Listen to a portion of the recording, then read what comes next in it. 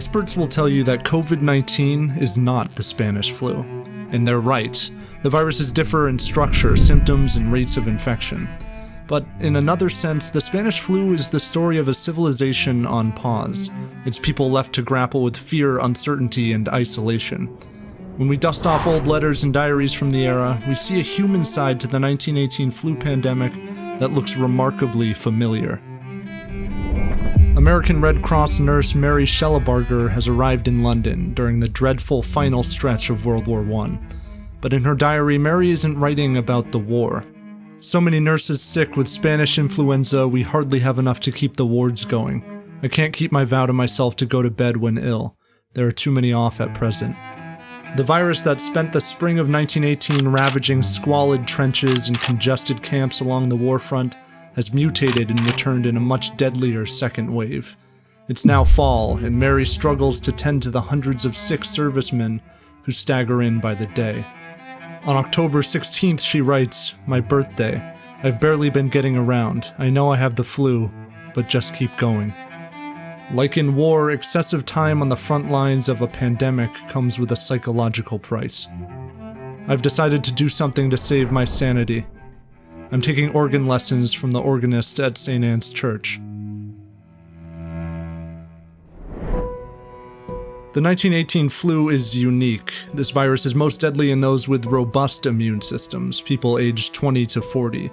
For most victims, the virus might look like typical influenza, fever, nausea, diarrhea. But other victims develop severe pneumonia, thick bloody fluid fills their lungs, and their skin turns blue. From there, writes Dr. Enroy Grist, it is only a matter of a few hours until death comes, and it's simply a struggle for air until they suffocate. He's stationed at a fort in Massachusetts, but he can't take much more. It is horrible. One can stand to see 1, 2, or 20 men die, but to see these poor devils dropping like flies sort of gets on your nerves. Life outside of hospitals looks different. The virus for many civilians remains a problem for other people. In the early autumn of 1918, Massachusetts native Edith Mahoney fills the pages of her diary with quaint accounts of picnics, golf outings, and shopping sprees. But pandemic headlines that once seemed abstract and removed to Edith quickly ceased to be. Rob played golf with Dr. Ferguson and Mr. Warren. Eugene F. went to the hospital Friday with Spanish influenza. 4 days later. Most depressing day after bad news from Eugene, he died at 6:40 a.m. Several thousand cases in the city with a great shortage of nurses and doctors. Theaters, churches, gatherings of every kind stopped. In addition to the Americas and Europe, the virus explodes into Africa, India, and the Far East. With an existential war raging on, many governments sacrifice freedom of press in order to preserve morale and censor news of the killer virus. Spain, which has stayed out of World War I, is one of the only afflicted countries freely publishing information about the early pandemic. For this reason, the virus earns the nickname the Spanish flu. Regardless of where the virus truly originated, it's killing millions. The press around the world begins to sound the alarm.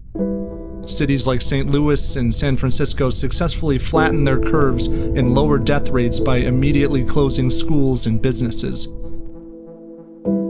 Other public figures fail to take the virus seriously. The Public Health Commissioner of Chicago says, "Worry kills more people than the epidemic." And the Public Health Director of Philadelphia claims that the pandemic is just a bout of normal seasonal flu, which his board says can be prevented by keeping one's feet dry and bowels open. He stubbornly refuses to cancel a massive military fundraising parade, and within 3 days, every single one of Philadelphia's hospitals is full, and thousands are dying. The virus also lays bare the horrid inequalities that underlie societies. For instance, nearly every hospital in Baltimore refuses to treat sick African Americans. Rural areas far removed from hospitals survive at the mercy of overwhelmed town doctors. In Chilton County, Alabama, an 8-year-old girl named Gertis Robinson will survive, and years later recall the silent torment endured by her small town. There were several deaths, but I don't remember but one of them, and that was a baby. And I know the daddy and his brother had to go bury the baby. There wasn't enough people they didn't even have a funeral. They just went to the cemetery and buried the baby. And I reckon I thought that was all the same at that age, that they couldn't even have a funeral. And it had just go buried, and that's the reason.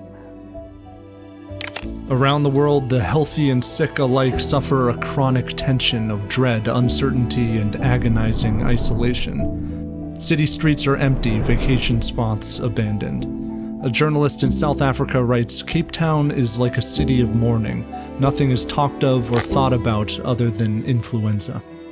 For many people, there emerges what is perhaps a natural tendency to find a culprit, if for no other reason than to find some sense in a time of senseless tragedy. Newspapers help fan the flames of a conspiracy theory that German U-boats secretly sprayed Spanish flu germs into the American atmosphere. Other people are so desperate to protect themselves that they latch on to pseudoscientific cures for the Spanish flu, like goose grease and laxatives. Neither of them do any good. Economies slump and business owners struggle to stay afloat.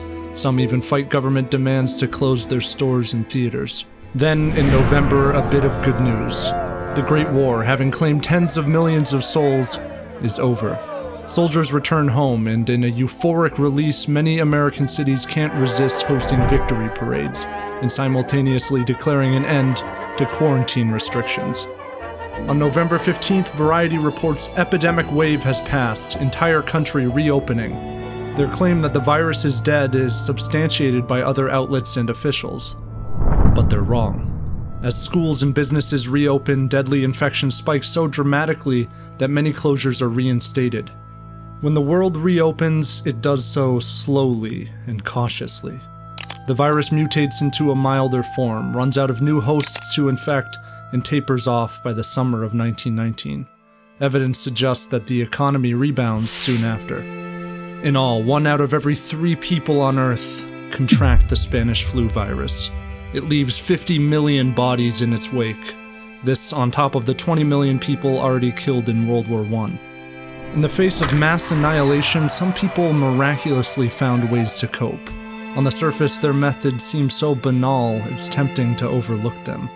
Yet so many of the first-hand accounts of the 1918 pandemic make it clear that a critical component of survival was human connection. Altruism, generosity, empathy. People loaned their cars to nurses to ensure first responders wouldn't need to risk using public transit. Neighborhoods banded together. Edna Boone remembers her mother putting a gauze bandage around her face when she was just 10 years old, and having her leave soup on the porches of afflicted houses, unable to venture out to get their own food. And it brought our little town closer together, because we all suffered losses, one way or the other, if not through war, then through the epidemic. Sometimes, amid stifling fear and isolation, human connection isn't necessarily delivering food or loaning a car. Dr. N. Roy Grist, who felt himself losing his mind as he watched 100 patients die a day, wrote this to his friend Bert. "I don't wish you any hard luck, old man, but do wish you were here for a while at least. It's more comfortable when one has a friend about. I would be very grateful indeed if you would drop me a line or two once in a while, and I will promise you that if you ever get into a fix like this, I will do the same for you."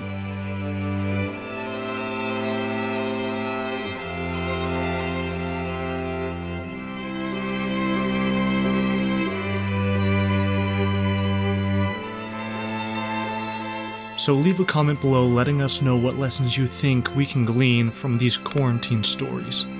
And if you haven't already, make sure to subscribe and hit that notification bell.